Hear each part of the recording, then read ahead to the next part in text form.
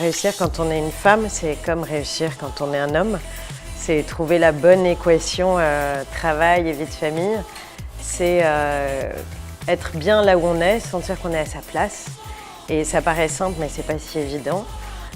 Voilà, sentir qu'on est légitime partout où on est. Je pense que c'est tout simplement pouvoir fédérer autour de soi, autour d'une idée, d'un projet, des gens, tant mieux si ce sont des talents, pour changer un peu les choses. Donc ça peut être concrètement des initiatives associatives, ça peut être aussi dans le cadre professionnel et ça peut être pour un client.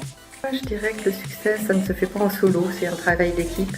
La plus belle image du succès, c'est quand je vois en fait partir tous les jeunes avec qui j'ai travaillé et que j'ai formés, partir dans de bonnes agences ou en tout cas, pourquoi pas même de meilleures agences que la mienne. Je pense que le succès, c'est quelque chose qui potentiellement, quand on le vit, quand on apprécie de le vivre, peut rayonner et créer une dynamique autour de soi. C'est quelque chose qui est moteur et qu'il faut apprendre à reconnaître comme tout ce qui, au quotidien, peut motiver. Alors, la définition du succès, vaste débat, ça dépend de quel type de succès on parle. Réussir à prendre un bain en fin de journée, ça peut être une forme de succès dans certaines journées. Pour moi, c'est vraiment l'humain. Donc c'est vraiment une équipe qui au quotidien a envie de venir travailler, qui au quotidien défend les valeurs de l'entreprise, les valeurs du projet, a envie de le faire grandir aux côtés de ses collaborateurs.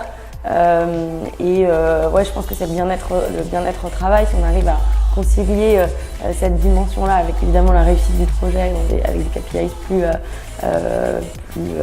chiffrés, c'est pour moi ça la réussite.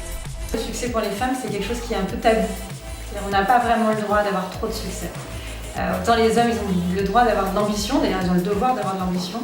Et nous les femmes, le succès, ça doit être le succès au service des autres, le succès pour les autres, le fait de contribuer au succès des autres. Et donc le succès pour soi, c'est souvent un peu tabou. Pour moi, le succès, c'est quand même une forme d'équilibre. C'est-à-dire d'arriver à trouver un équilibre entre ma carrière, qui est super importante pour moi et qui est vraiment une partie constituante de mon épanouissement, et aussi mes autres vies.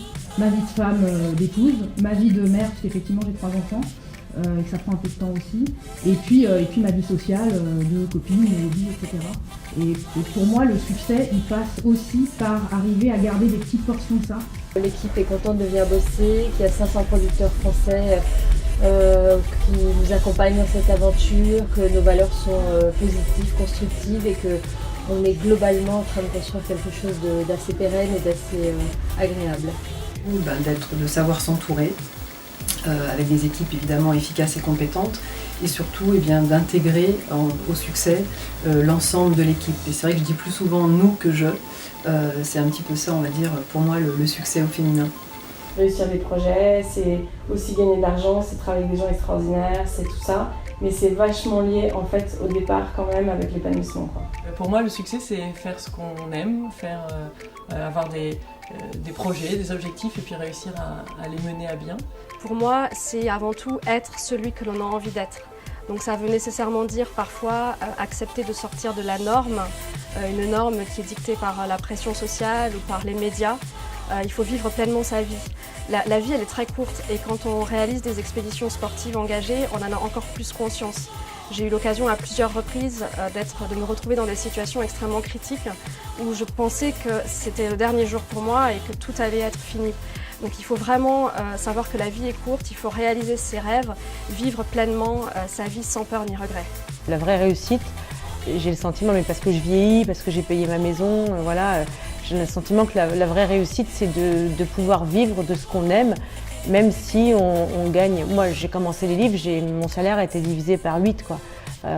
Mais c'est pas grave parce que mes journées sont remplies de choses agréables.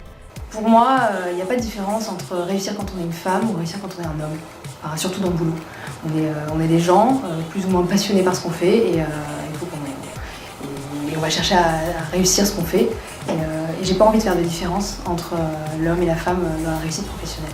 To make sure that you're making a difference and you're changing things, you're challenging things, and you're growing things, but always be learning and always be impacting. That's how I look at success. Je sais pas si c'est réussir quand on est une femme. Pour moi, qu'est-ce que réussir tout court? tout court par rapport à ma précédente vie dans la finance. C'est juste qu'aujourd'hui je suis plus épanouie, je contrôle ce que je fais, je suis maître de ce que je fais, j'inspire à mon échelle les gens.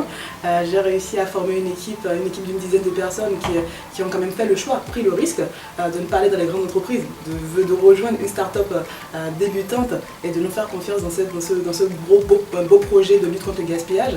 Donc je dirais le succès, c'est déjà le fait d'avoir réussi à faire tout ça en 3 ans. C'est parfois peut-être un peu plus complexe quand on est une femme parce que on a le sentiment qu'on va vous attendre sur des choses un peu différentes, qui ne vont pas être exactement au même niveau d'exigence que les hommes, comme s'il y avait un espèce de décalage en perception. Et pour moi, ce n'est pas la réalité, c'est-à-dire que les challenges que je me fixe, ils ne sont pas en dessous.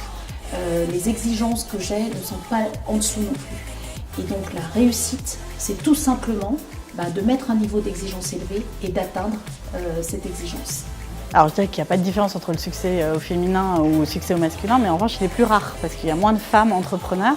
En France, il y a 8% seulement de femmes entrepreneurs et on est devenu capitale européenne des start-upeuses à Paris. On a 21% de femmes et donc il manque clairement de femmes entrepreneurs. Il y a une nécessité, je crois, au quotidien à considérer qu'on n'a jamais assez réussi et qu'on est toujours, je ne vais pas dire en danger, mais dans une forme de déséquilibre qui nécessite d'agir pour y arriver à quelque chose en tout cas.